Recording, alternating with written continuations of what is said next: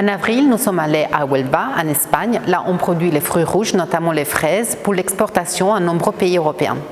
Nous avons voulu comprendre qui était derrière la production de ces fruits, desquels nous sommes friands et que nous retrouvons dans nos supermarchés tous les jours, puis dans nos assiettes.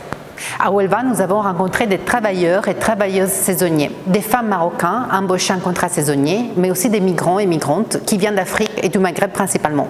En Espagne, parmi les migrants, certains sont sans papier et vivent dans des camps dans des conditions déplorables, sans accès à l'eau potable ni aux soins. Ces personnes doivent faire des kilomètres à vélo ou à pied pour aller chercher de l'eau.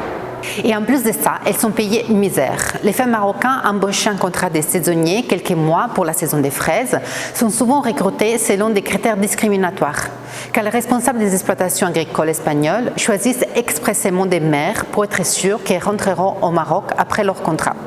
Les contrats qu'on leur fait signer ne respectent pas la loi espagnole, ni en termes de salaire, ni en termes d'horaire. Et Huelva n'est pas un cas isolé. L'Europe compte des pans entiers de son économie qui reposent sur l'exploitation de ces personnes. Les consommateurs belges et de toute l'Europe doivent être informés de ces violations des droits humains. Les entreprises ne peuvent plus fermer les yeux sur les méthodes de travail de leurs fournisseurs. Fini de dire qu'ils ne savaient pas.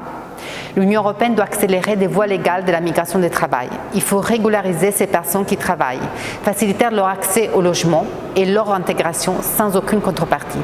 L'Union européenne et la Belgique doivent adopter et faire respecter au plus vite une loi sur le devoir de vigilance pour obliger les entreprises à prévoir les atteintes aux droits humains, aux libertés, à la santé, au travail et à l'environnement.